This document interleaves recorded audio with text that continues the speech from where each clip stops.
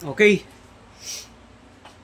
Ito, kakabitan na natin ng BMS at saka ng equalizer. Pero bago yan, sukatin muna natin yung voltage kung nasa 12 or 13. So ito po yung negative. So ito po yung negative. Ayan, ayan. Ayan, walang maano eh. Walang, hindi ano eh. Ayan. Ito yung negative. Ito yung positive. Ito yung first positive. Negative, first negative, first positive. Teka lang. Ayaw basahin. 3 point, ito dito natin. 3.29. So, okay na yan. 3.29. Second negative. Second positive. 3.3. Okay. Third negative. Third positive. Okay. Fourth negative. Fourth positive. Okay. So, tingnan natin kung nasa 12 not. So, dito, tutok nyo lang dito sa first negative. Ayan, yan. Tapos, okay. Tapos, pangalawa, kailangan nasa 6.61. Kailangan ito nasa 9. Okay, 9.94. Itong last, 13.25. So, ibig sabihin, okay. Okay, ito para sa 12 volts. So, ngayon, kabit na natin itong BMS.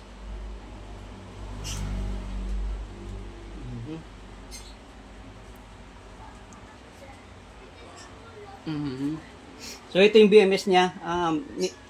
Linagyan ko lang ng adhesive dito sa line na to. Sa ilalim, tapos dinikit ko na. Ayan, dinikit ko na. Bali 100 amperes, 4S, 12 volts, 100 amperes nung gamit natin, Dali ang brand. So ito yung ano niya. So itong B negative, so ikakabit natin dito sa negative, sa negative side. Okay.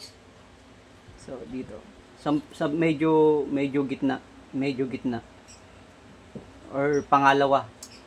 Yan. Kasi maikli lang yun niya, yung wire niya. So, ayan. Ganun lang. So, ito, nakakabit na siya. So, ito, hayaan nyo muna to. Kasi ito yung pinaka-terminal natin, papuntang inverter. Okay. Hybrid inverter kasi yung gamit ko eh. So, ito yun. So, ito yung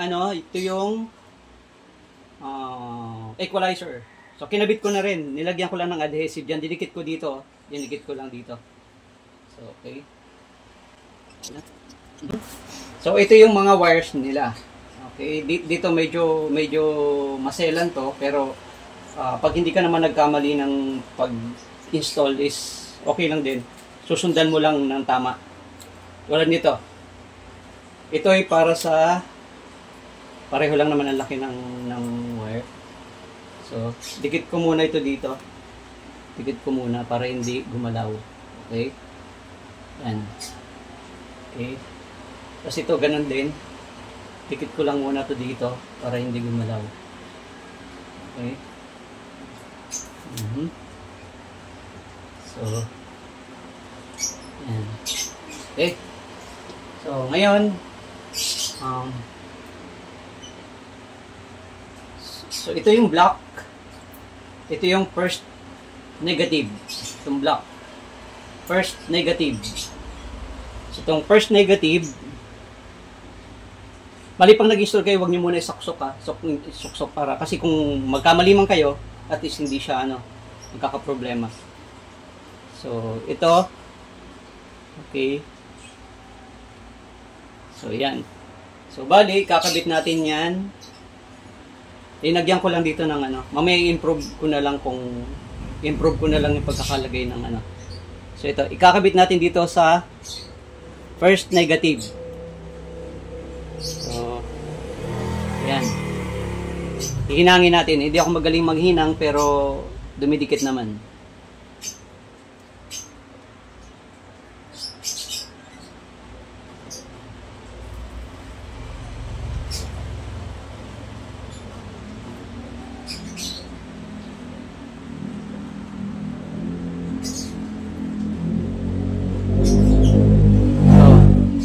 Okay, yan.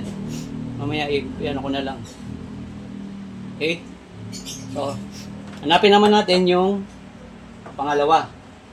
Ito lang, natakpan yung pangalawa. Hindi ko makita. Okay. Ito lang, natakpan kasi.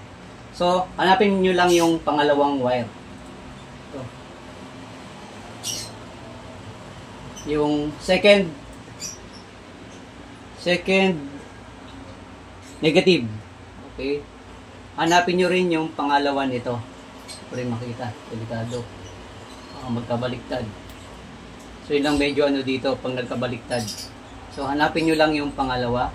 So, ito yon. Ito. Make sure lang na pareho silang pangalawa. Ito yung second. Sunod-sunod lang yan. Sunod-sunod dito. Sunod-sunod din dito. Papuntang positive. So, ito, ayan. So, ito yung pangalawa, ikakabit natin dito. Ayan.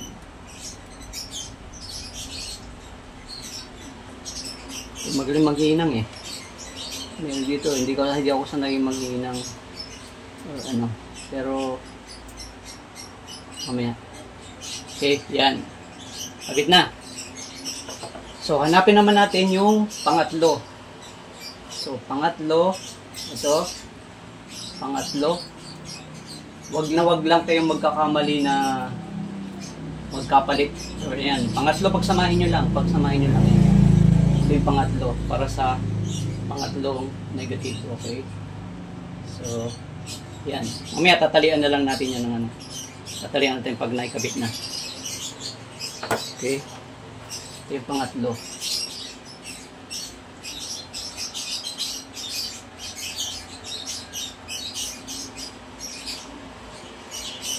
Okay.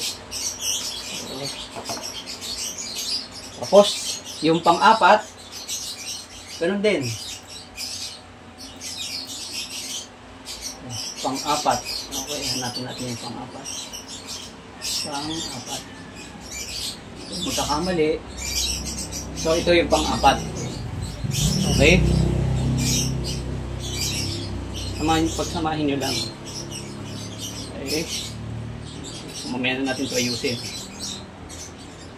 Pakita ko lang sa inyo na kailangan gumana muna bago ano.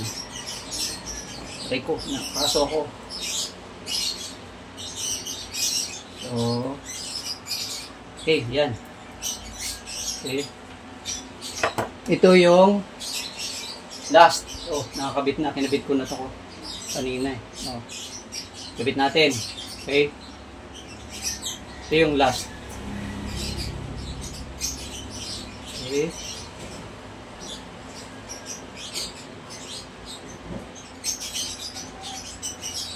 Alagdagan na lang natin ito mamaya.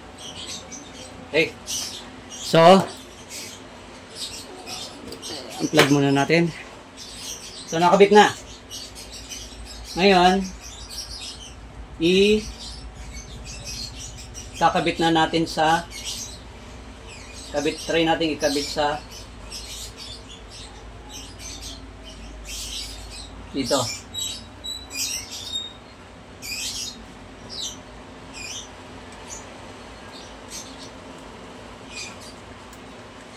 Ito lang.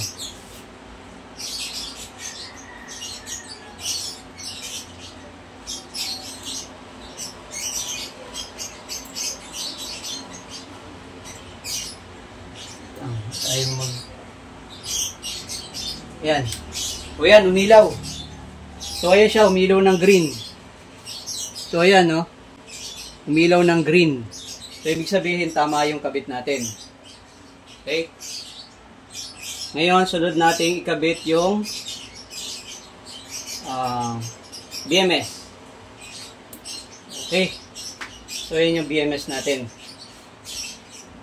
Yung equalizer, yun yung nagbabalance ng mga voltage, ha. Tapos, yung sa BMS, yan yung yung sa charging yan. Para hindi mag-overcharge tong battery. Okay. So, yan. Ngayon, measure natin. I-measure natin kung okay. So, yan. Mineasure natin kanina, okay yung voltage niya. Ngayon, itatry natin yung i-measure ng gamit na yung equalizer saka BMS. Okay? Ngayon, i-measure natin yung dito. Sige. So, negative, lagyan nyo dito, tapos measure nyo dito. So, 13.25. Ayan, 13.25. Ibig sabihin, okay. Gumana. Okay? Gumana na yung ano. So, ibig sabihin to, ready na tong ikabit sa ano, sa inverter. Sa hybrid kong inverter, pwede na tong ikabit. So, pwede na tong gamitin. Ayusin ko lang mamaya tong pagkakatali nito. Tapos dadagdagan ko lang yung pagkakahinang dito. Medyo ano.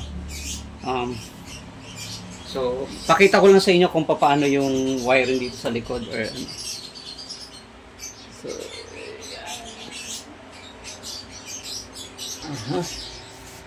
ayan. Ito yung bali positive side. Ikakabit nyo lang direkta.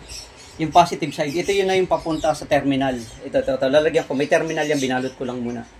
Ayan. So, ayan yun. Ayan. Dalawa kinabit ko kasi gusto ko malaki yung wire eh. Mas maganda malaki yung wire. Okay. Ayan. Pwede namang isa, pero mas maganda kung malaki yung capacity ng ano ko eh, ng battery. So, pwede rin ano, kasi ano to eh, 8AWG. So, dalawa ginamit ko. Pinaghiwalay ko lang. Yan. Pareho lang naman yan kahit pagsamahin nyo or ano, o kahit isa lang gamitin mo pero mas malaki. Gamitin nyo. Okay? So, ito yung positive terminal. Okay? Ito naman yung negative terminal. Itong black. Ito yung, dito nyo ikakabit yung ano, mamaya sa inverter dito ikakabit. Ayun yung negative. Ayan, diyan ko sa pangalawang row.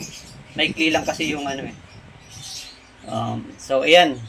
Yan po yung binuo kong 180 AH na LiPo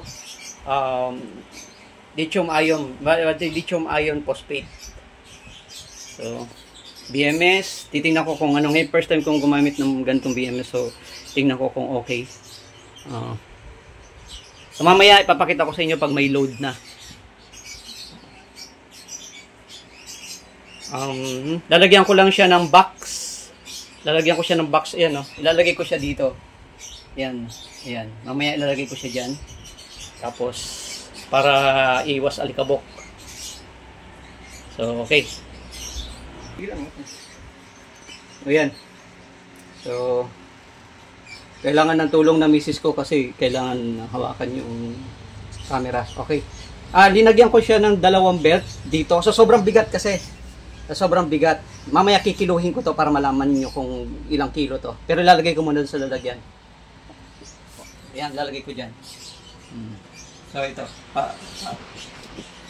So, nilagyan ko ng 2 belt para mabuhat ko. Kasi pag binuhat ko doon, hindi ko na ma-shoot yung ano ko. Sakto lang kasi ito, hindi ko ma-shoot yung kamay ko. So, hindi magkakasya kailangan. So, ayan, okay na yung BMS ko. Kitang-kita naman dito. Ayan, may kulay green. Ayan, nagkulay green siya. Ayan, ibig sabihin okay siya. Okay. So, kailangan hawakan lang maigi. Sobrang bigat to eh. So, ayan. Bubuhatin ko na. Yeah! Ayan. sobrang bigat. Yan, yan. So, yan sinasabi ko, di ba? Kasyang-kasya lang. So, yan. So, yan na. So, yan na, nakalagay na dyan. Mamaya ayusin ko yung ano. So, ito yung temporary lagayan ko muna. So, mamaya papakita ko sa inyo pag ano, pag okay na yung ano, pagka gumana na ito sa inverter, tapos lalagyan ko ng load. Okay? Yan muna.